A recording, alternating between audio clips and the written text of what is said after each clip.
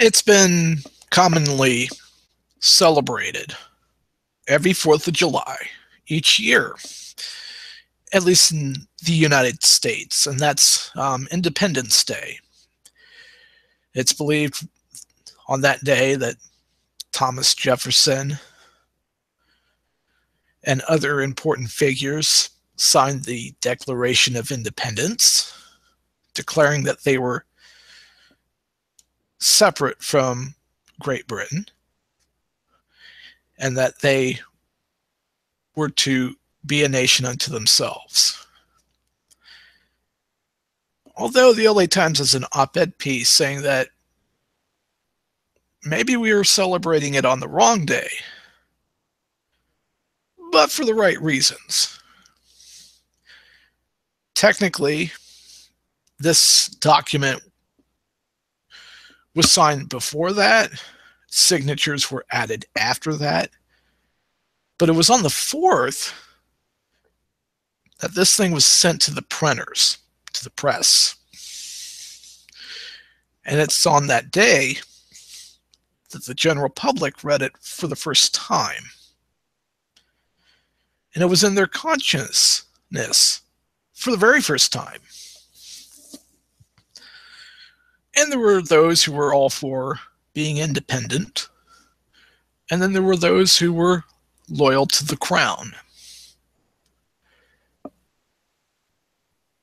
Separating on your own and going off on your own can be a scary proposition.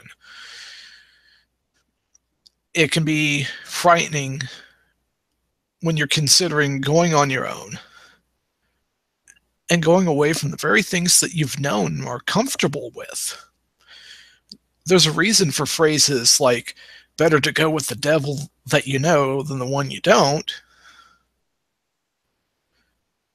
because some people believe that, yeah, you can jump out of the frying pan, but you may wind up in an entire fire. So a chance is often taken with the idea of independence, and that is the theme of today's episode. Now, I recorded it on, Sunday, July 2nd, right before it goes into July 3rd.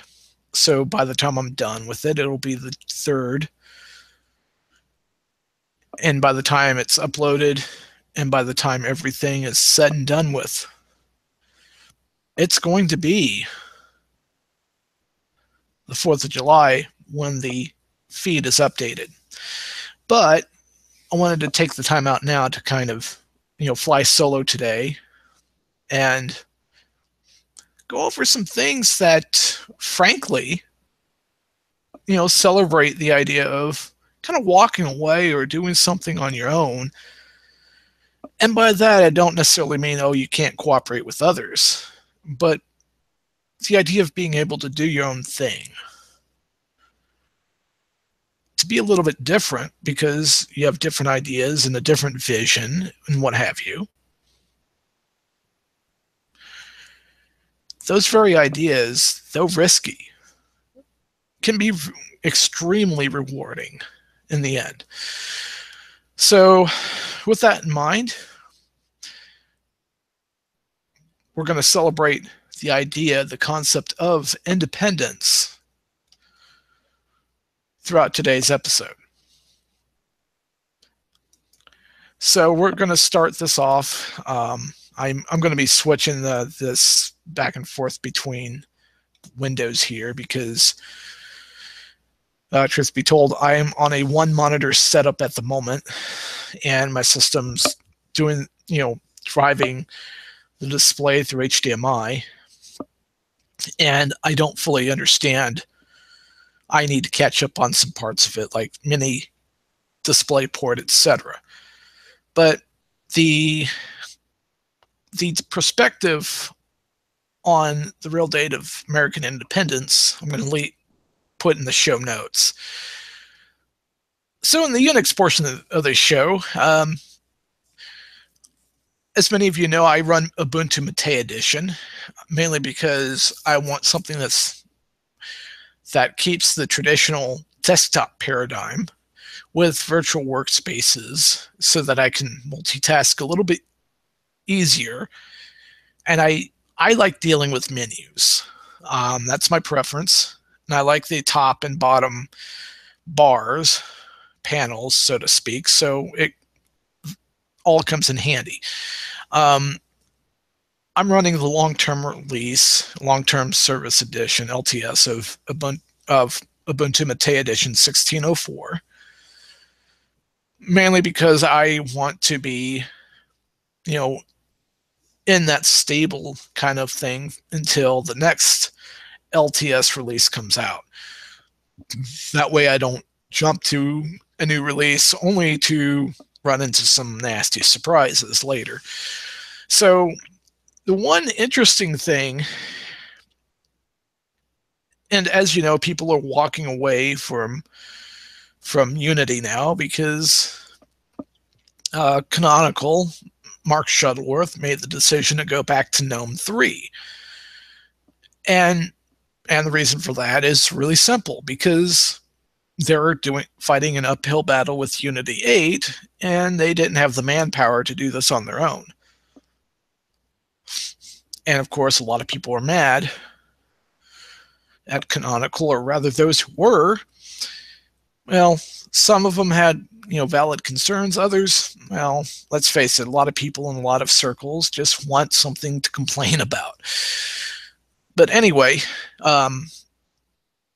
Ubuntu Mate Edition, in the 17 series, they've managed to port everything to GTK3.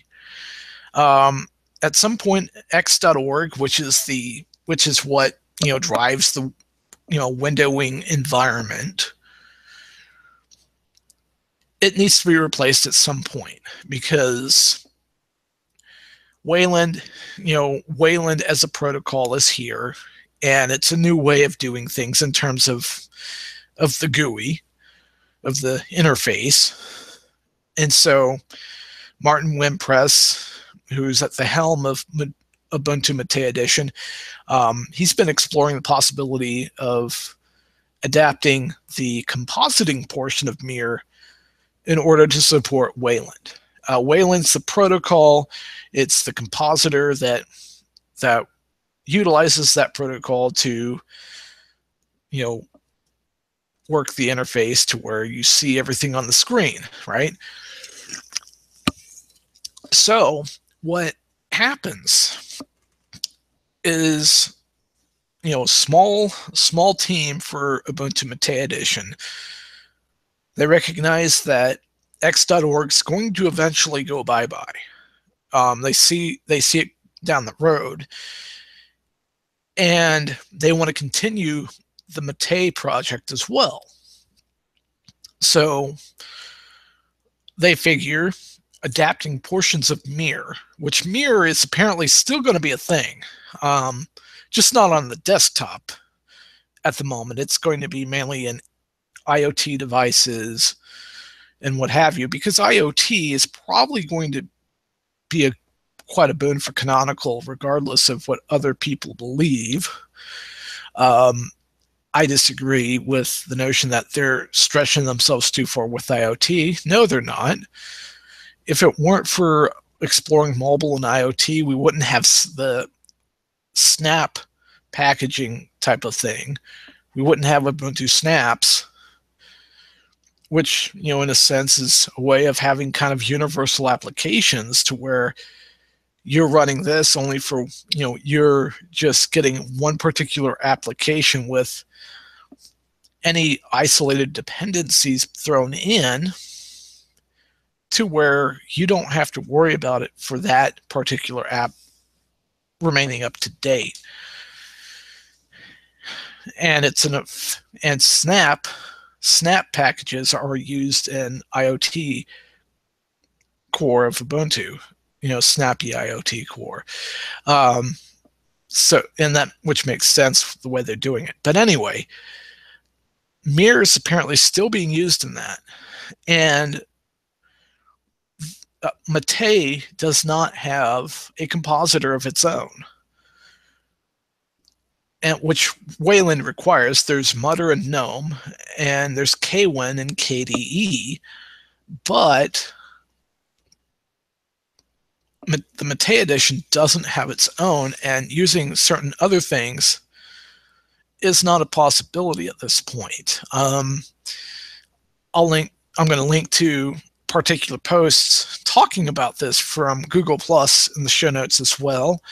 Ike Doherty from the Solus project even chimed in and kind of stood up for Martin Wimpress in regards to why use Mir. They're not using all of Mir, they're just using the part that draws the windows and things like that.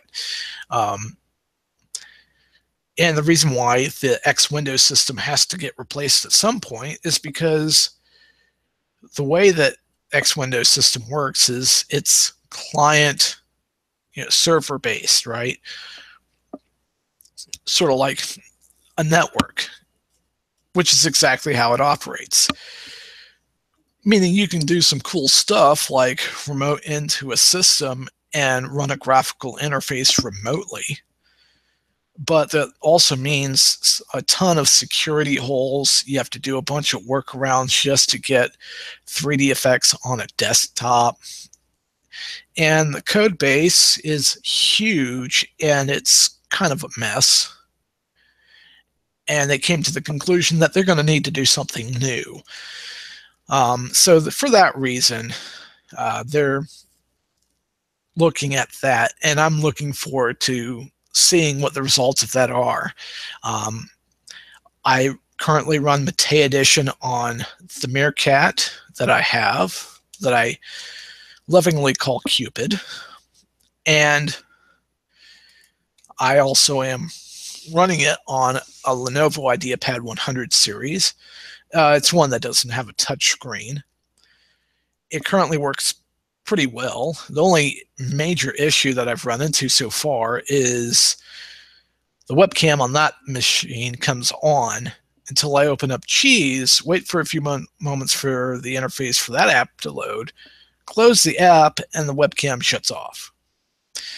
So I probably won't use the webcam on that particular system. I think it works in the web browser. It picks it up. But other applications, for some reason, can't use it. So, but that's okay. I'm not too particularly worried about it. But officially, I now have a desktop which is running like right below my hand that I'm using to record the show with, and I have a portable with an up-to-date Office suite on it too, to where if I'm somewhere else and I need to do up something to where I don't need internet access to compose something, put something together, I can do that.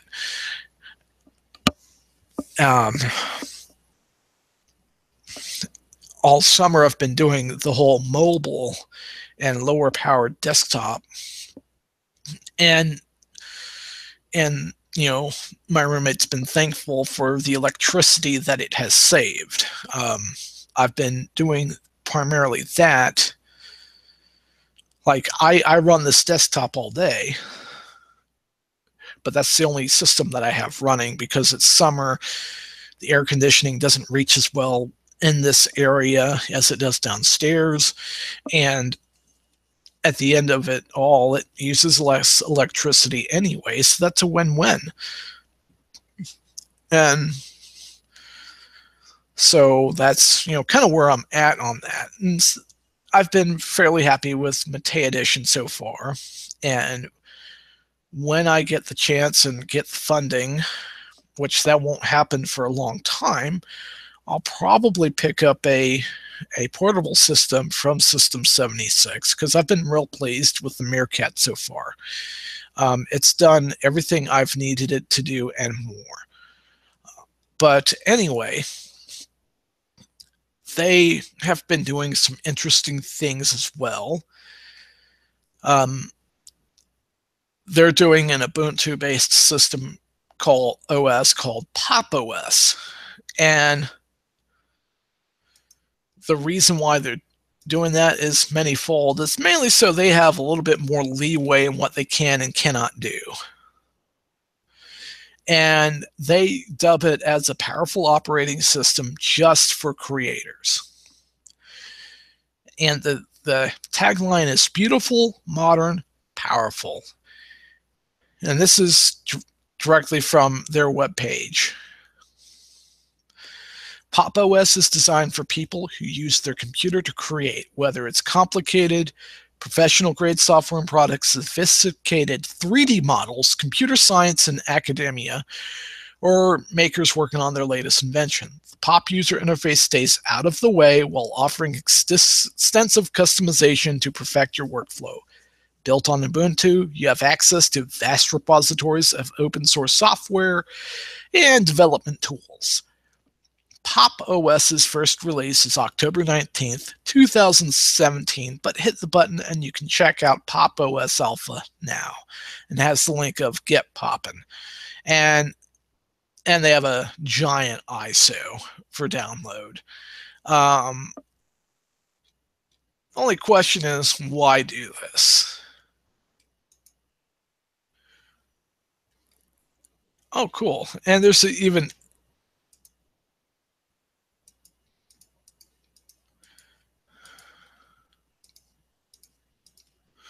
a little Easter egg at the bottom where you click something and you click the Pop! OS icon, and then you click the future, make it happen, Captain.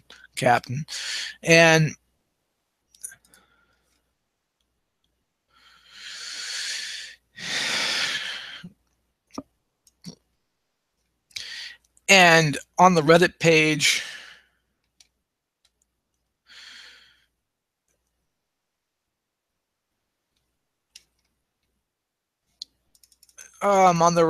they ask why, and more or less it's so that they have more flexibility. And I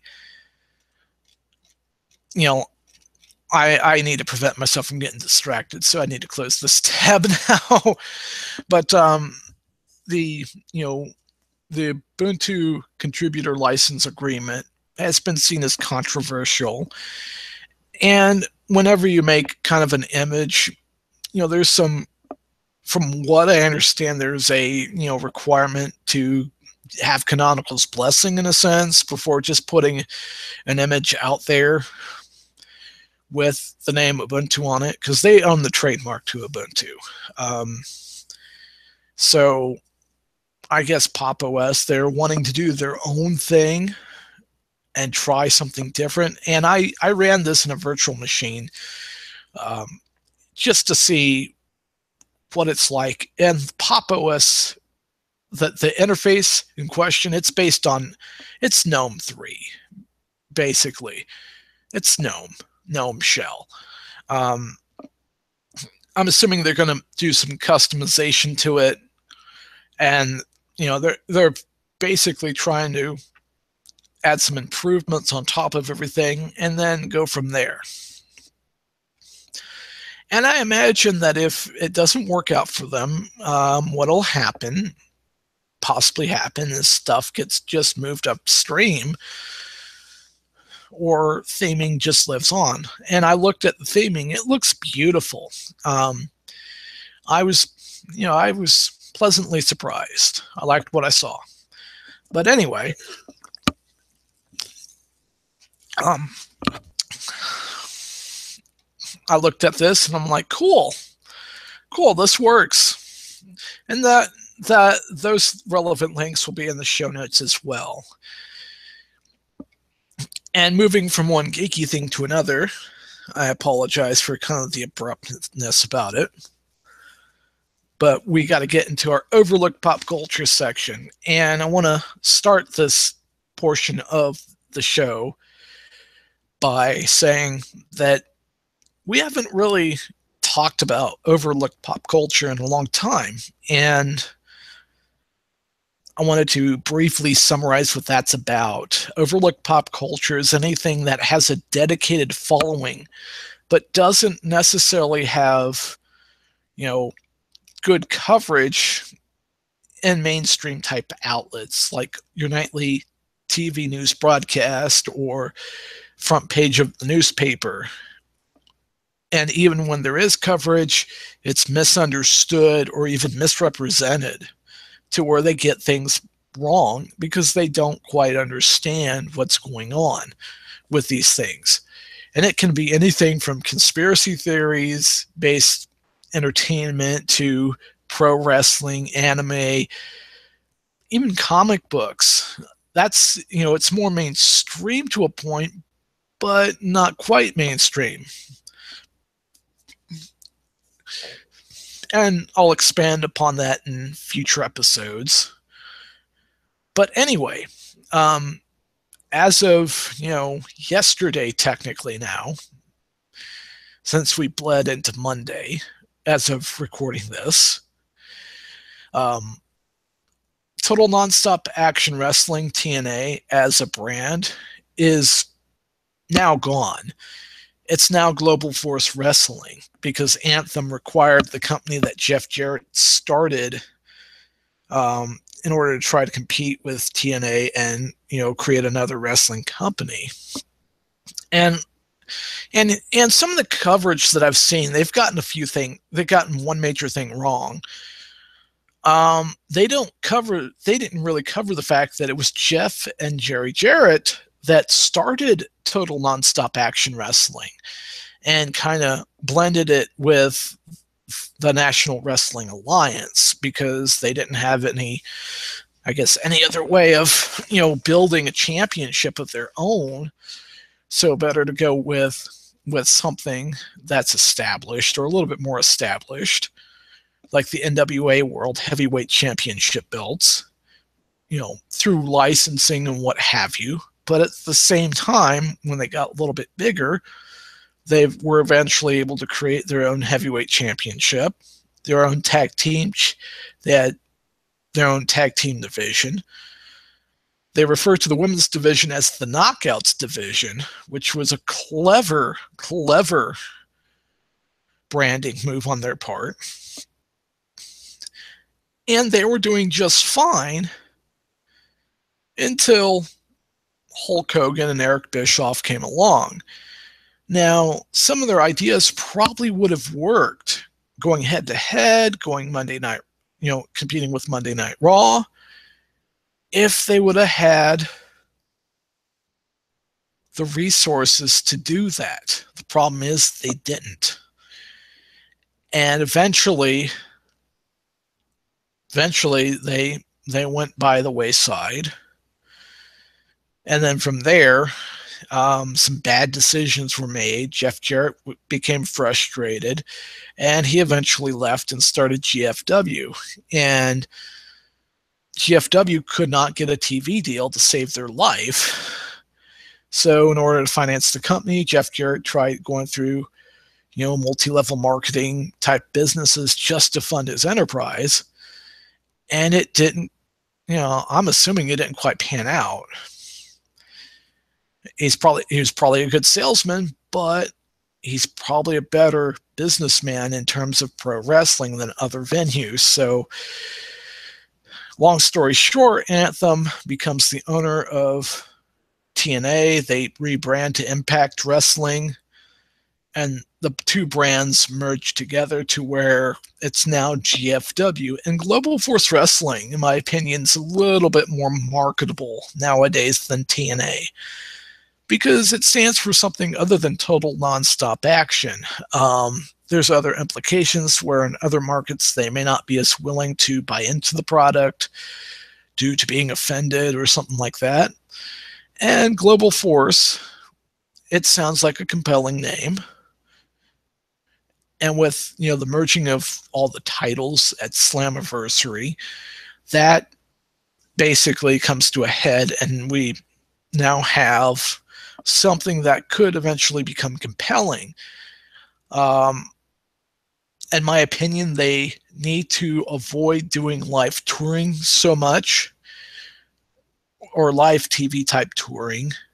Build up the resources they have and work with what they have. Partner strategically with other organizations. Sounds like they've been doing that. And when they build up enough resources, then they can slowly start going in certain venues and making it special in the whole 9 yards. Because, truth be told, TNA was huge in Europe. They had a big fan base in Europe. Now what do we see WWE doing? They've been expanding globally as well.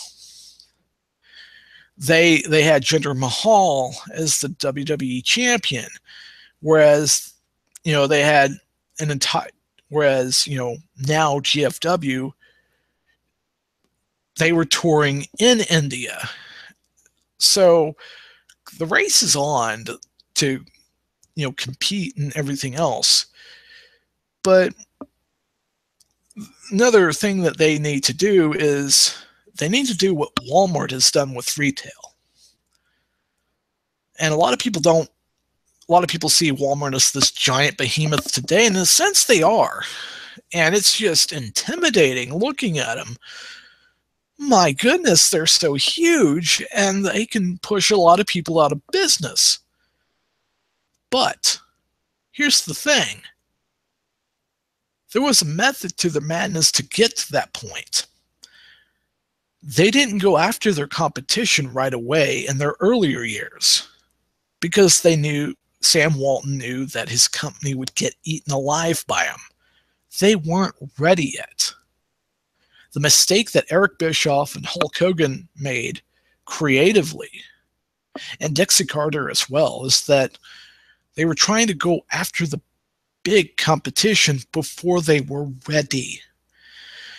World Championship Wrestling had the ability to compete with what was known then as the World Wrestling Federation because they had enough resources to acquire enough talent that were well known, and they were able to blend a few other things in the product to where they could compete. They had the resources behind it, at least for a while.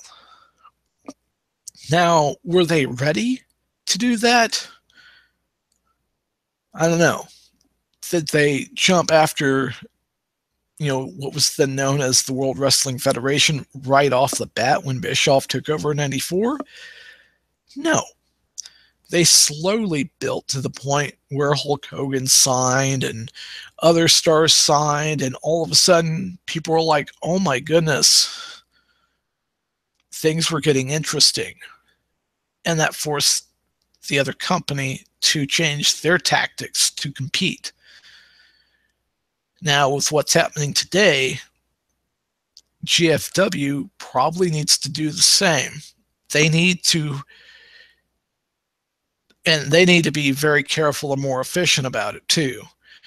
They need to build up resources, build profitability by providing a high quality product that fans can enjoy, and their on-demand service, it needs to be, if they have one, it needs to be compelling too. A WWE Network subscription costs $10 a month, basically. Just about $10 when you round up the penny. Truth be told, they need to have a similar pricing model or people aren't going to be interested. Having it at about $5 and having contests in which you're giving away a free account for, like, say, a year. Having trials that last 60 days instead of 30. Refer 5 friends and get, or refer a friend and get an extra 30 days. Up to 5 a year. Something like that. And get more people watching and have it, and basically selling it to the point where people want to keep watching, and they pull out their wallet and put in their credit card info. Those sorts of things. But it's got to be compelling. And hopefully, that's what's going to happen in the near future, is they do exactly that. And for goodness sakes, make each Impact episode, full episode, available on a YouTube channel. And just have people pay, like, say, 99 cents just to view it.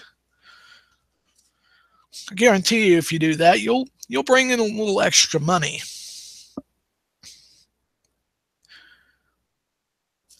But hopefully it, turns out for the best. But again, build up your resources slowly. Don't go after WWE right away. Don't go after bigger companies, around the world right away. Keep working on building a product up and making it the best product it can be. And make it something that's compelling, that doesn't insult the fans' intelligence. And, make it something where you have a good mixture of storylines. And, borrowing from Jim Cornette's philosophy of suspending disbelief while blending modern era concepts as well. A good variety.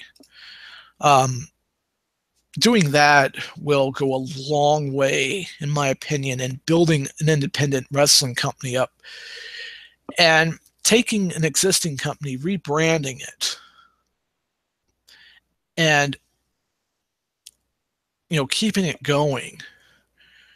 Also indicates the ability to adapt in order to survive. And that's going to be for a compelling product. Hey, they've been battered, they've been bruised, but they're still here. And combining the rosters from both companies into one company is going to create one hell of a compelling product again. That is my hope. And I'll definitely be keeping an eye on them. And oh, for goodness sakes, and this has been a pet peeve of mine with WWE Network, for whatever reason, they don't want their network working on people's machines that happen to run a Linux-based operating system. Don't ask me why. I don't know why. They seriously could be using HTML5 with Widevine and be okay. But they don't adapt it. It's like they don't want paying customers. See, this makes zero sense. And yeah, I could pull out my tablet and watch it. I could pull out something, invest in a Chromecast, whatever. But the fact is, I shouldn't have to. I should be able to use it on existing hardware because I'm getting away from running Windows on any of my machines. This machine behind me currently has Windows 10 on it, but I haven't ran it in several days. I plan on backing up that information that's on there to an external hard drive and either wiping it, reinstalling it, and selling that system to somebody else, or just put Ubuntu Mate Edition on it and be done with it. I haven't decided yet, but I'll cross that bridge when I get there. In the meantime,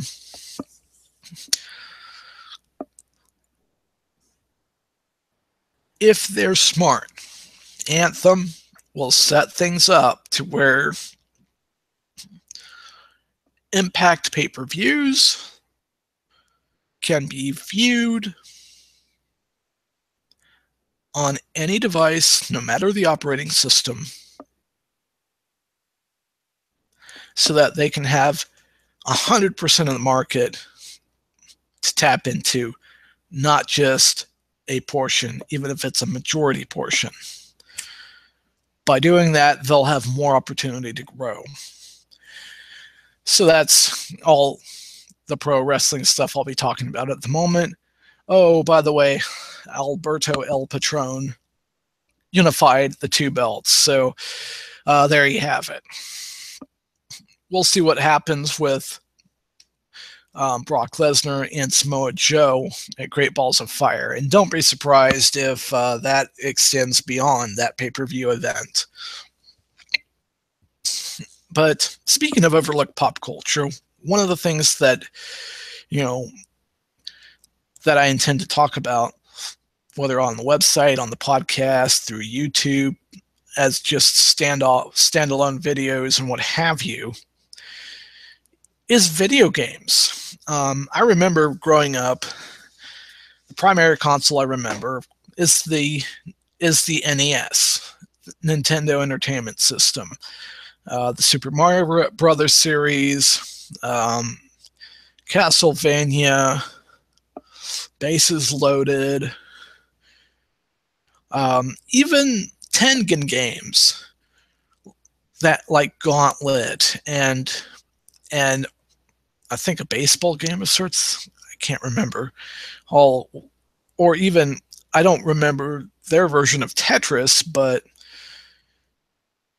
at the end of the day, the very system that came before the NES became popular in the 80s and helped video games make a comeback was the Atari 2600.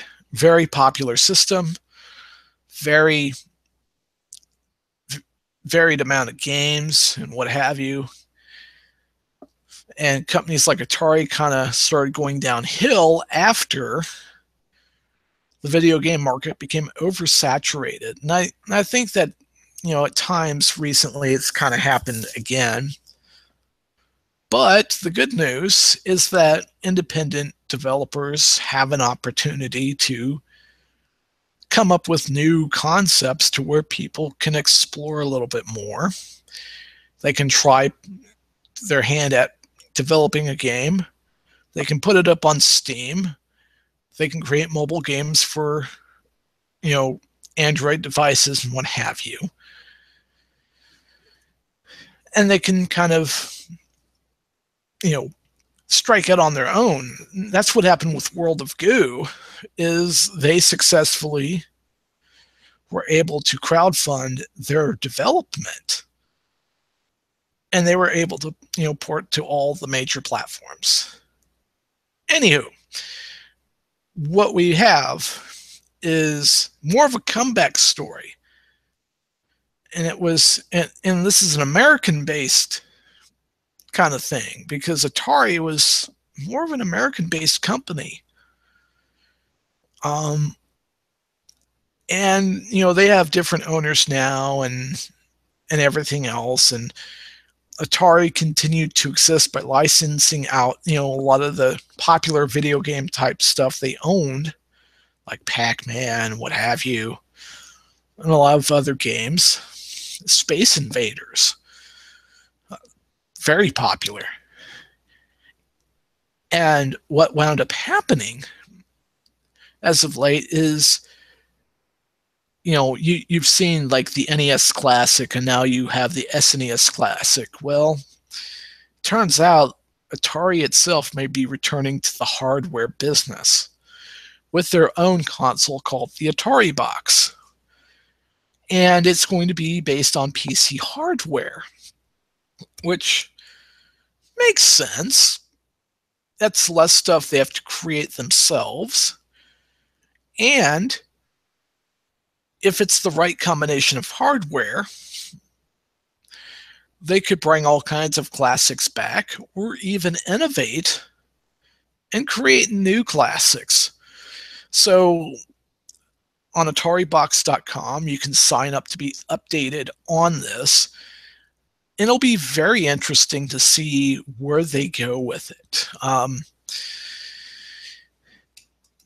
And I think I will kind of end this episode today. It was just me being solo, so there's no back and forth between me and a co-host. And in the future, I'm going to try getting more co-hosts involved. It's been a while. We have all had different schedules and what have you. And I'll see what I can do. One thing I want to do is interview guests down the road. And we'll see what happens with that. But I will end this episode with kind of some unsolicited advice, because, I'm kind of everywhere on Facebook personally. Not just my brand account, but privately, I'm kind of everywhere on Facebook. And the question in one group I seen pop up is, I'm going to start a podcast. Any advice? And I do have some limited advice. Concise advice. One, know what your show is going to be about. Because you can go off the walls, totally random, but you have to be the right person in order to do that. And people like, say, Dick Masterson, whether you like him or not, he's got the personality to where he can go from one thing to another and captivate your attention. If you don't have his personality, pick something that you want to talk about. Pick a subject matter that you really are into. Mine's more of a niche, where I can cover kind of a variety of subtopics within the two primary things that I cover, which I won't entirely get into today. If you like pro wrestling, talk about pro wrestling. If you like free and open source software, Linux, whatever, talk about that. If you like talking about, firearms, talk about that. If you like talking about world peace or politics or something, pick something that you're very knowledgeable in or you really are fascinated with and want to learn more, and talk about that. Know what you want to talk about and discuss. Number one. Number two, don't go all out in equipment and hosting right away. You don't need to do that. I was able to start this podcast with Stephen Kelly by going to Walmart to their clearance section, finding 2 desktop mics, an audio splitter inside of a car adapter type kit, the audio splitter being the one that's mainly for plugging 2 headphones into 1 jack. You can actually plug 2 microphones into those jacks and put it in the input, and it works, actually, believe it or not. Start out with simple equipment, unless you already have really good equipment. But if you don't spend too much starting out with, because you're going to find out why in a moment.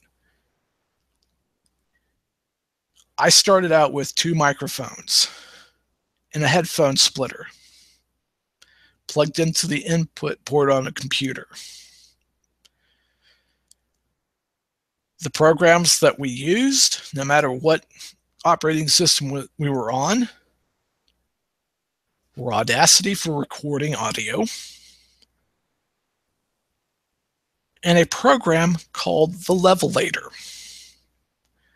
Yeah, you can use Audacity to do the same thing that Levelator does. The Levelator saves you a little bit of time.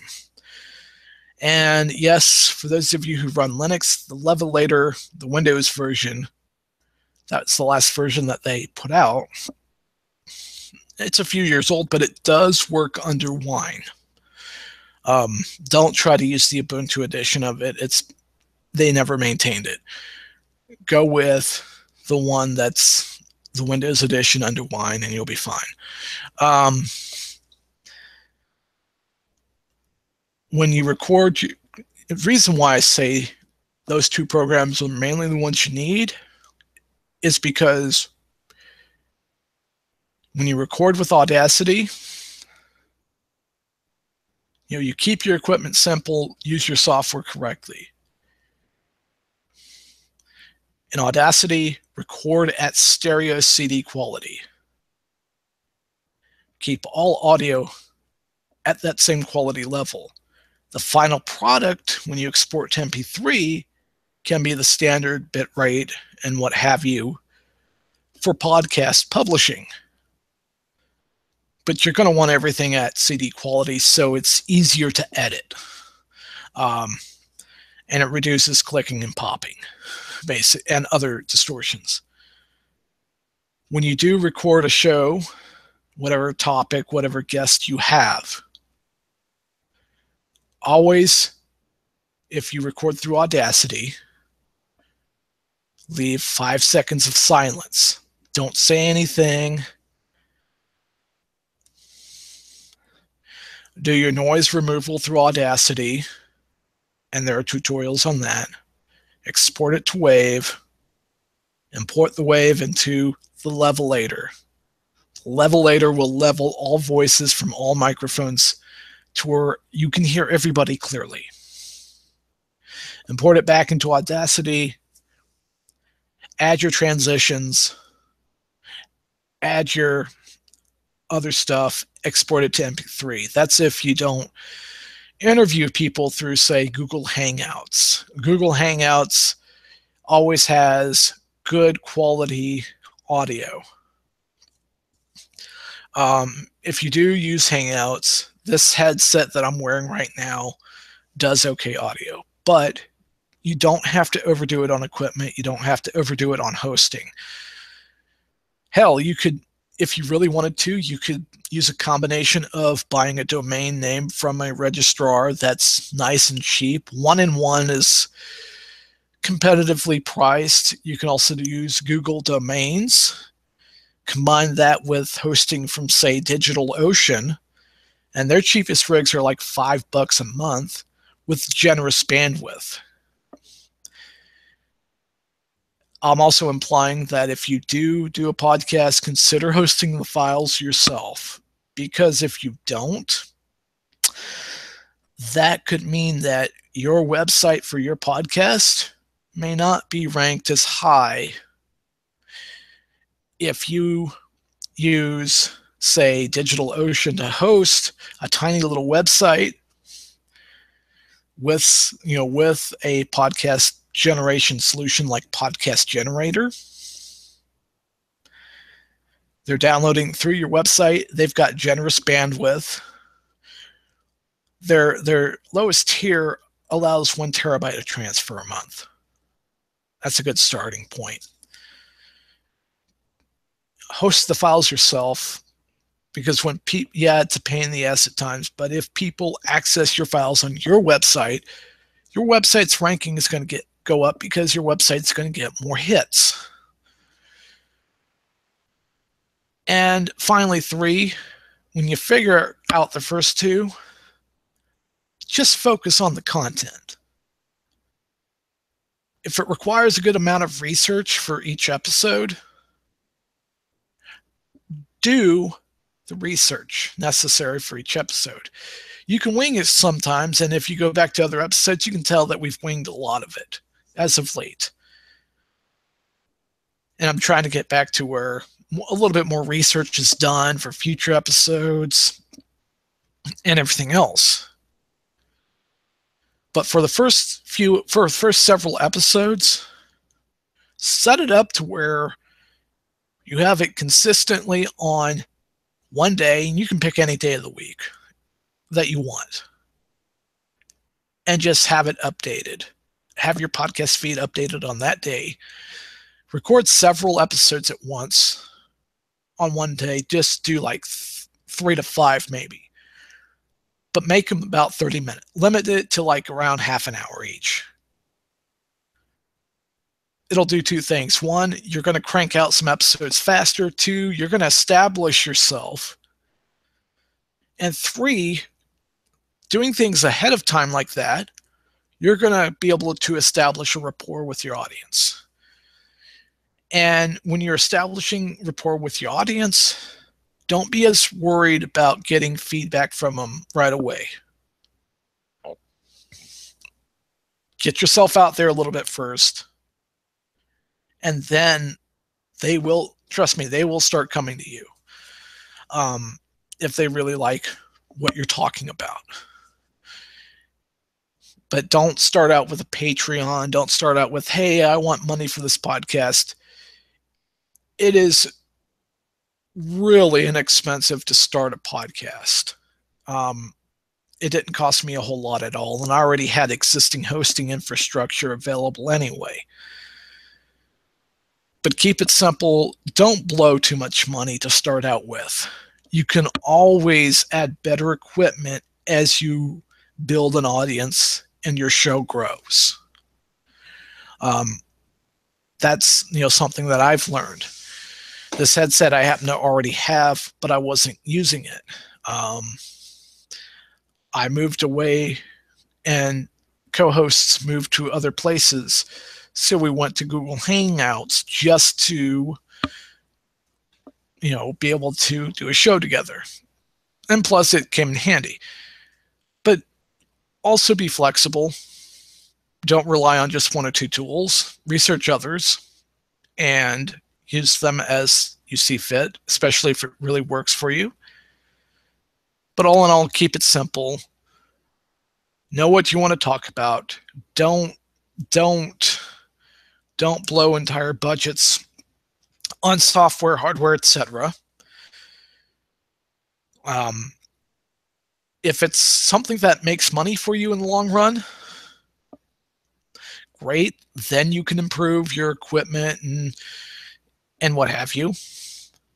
But focus on your content. That means have the best interviews where you ask the best questions. Excuse me.